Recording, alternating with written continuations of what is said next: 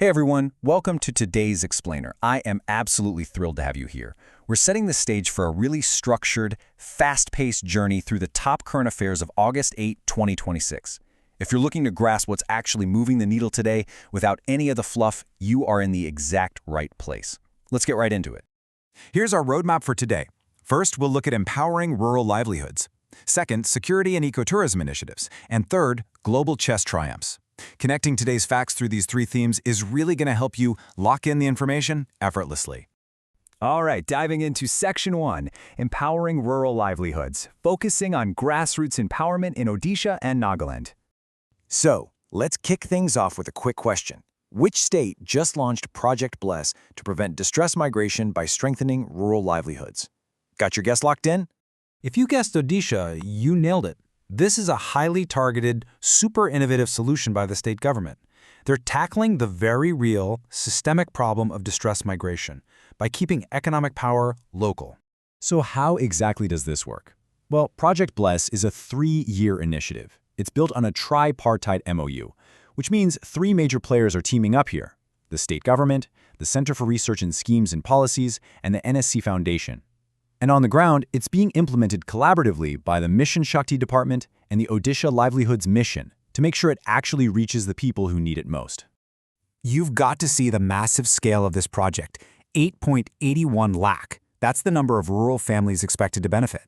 The project strategically covers 69 blocks across 8 different districts, and it's also going to empower 86,468 self-help groups.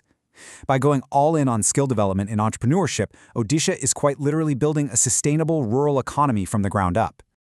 Okay, let's pivot to a different region. Which state launched the Chief Minister's Yarn Bank scheme to support the handloom sector recently, specifically on National Handloom Day? The answer is Nagaland. To support their weavers' livelihoods, they've established this vital yarn bank right at the District Industry Center, which is located in the state industrial area in Tuluvi, Dimapur. And this brilliantly illustrates 2 distinct but equally powerful approaches to grassroots empowerment. On one hand, you've got Odisha combating the broad issue of distress migration through general entrepreneurship. On the other hand, Nagaland is taking a highly specialized route, actively securing the livelihoods of 5,000 to 10,000 specific weavers every single year by giving them access to affordable yarn. So what makes Nagaland's scheme work economically? It's this 15% government subsidy. Weavers will now get essential natural fibers, like cotton, Erie silk, Muga silk, and bamboo fiber at mill gate prices, with that 15% subsidy layered right on top. This is all about ensuring affordable and totally transparent access to quality materials so the handloom sector can really thrive. Moving on to Section 2, Security and Ecotourism Initiatives. Protecting borders and preserving nature. Let's shift our focus to maritime security for a minute. Where was the Second National Port Security Conference 2026 held? It was in New Delhi. This was a vital, high-level summit, officially addressed by Sarbananda Sonowal, the Union Minister for Ports, Shipping, and Waterways. So the crucial takeaway here is how this conference is actively shaping the future of our borders. The primary aim was to comprehensively strengthen India's entire maritime security architecture. They're doing this by focusing on 3 vital areas: integrating advanced technologies, tightening cybersecurity protocols, and enhancing institutional coordination. Look, in today's deeply connected digital world, protecting our ports is absolutely foundational to national security.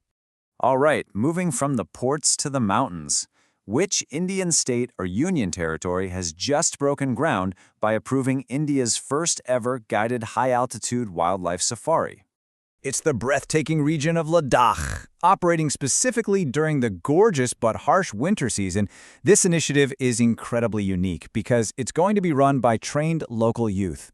The focus is on promoting sustainable ecotourism through unforgettable snow leopard sightings and incredible birdwatching trails. For those of you tracking the geography for exams, the safari won't just be in one spot. It covers Hemis National Park, the Chengtang region, and the Karakoram Wildlife Sanctuary. And why is preserving this specific area so incredibly important? It's because of this striking number right here, 340. That is the approximate number of distinct bird species found in Ladakh's high-altitude biodiversity. You see, this ecotourism initiative isn't just about bringing in visitors. It's fundamentally about conserving this remarkably rich ecosystem by giving local youth a real, sustainable economic reason to protect it.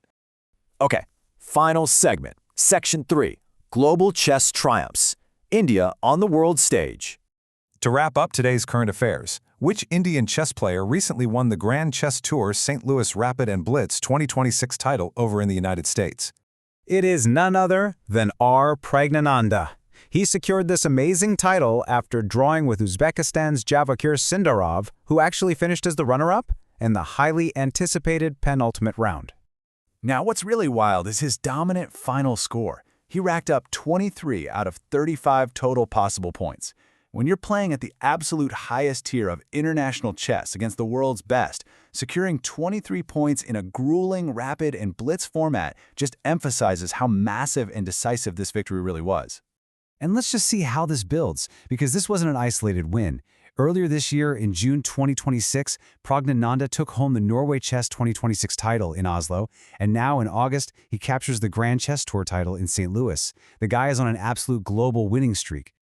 So, as we wrap up today's explainer, I want to leave you with this provocative thought to chew on. How do local empowerment in states like Odisha and Nagaland, critical national security and environmental conservation from New Delhi to Ladakh, and individual global triumphs in chess all connect to build a stronger future for India? Honestly, it's like a giant puzzle. When you empower the grassroots level, protect your borders and your natural environment, and foster individual brilliance on the world stage, you create unstoppable national momentum. Thank you so much for joining me today, everyone. Stay curious and keep learning.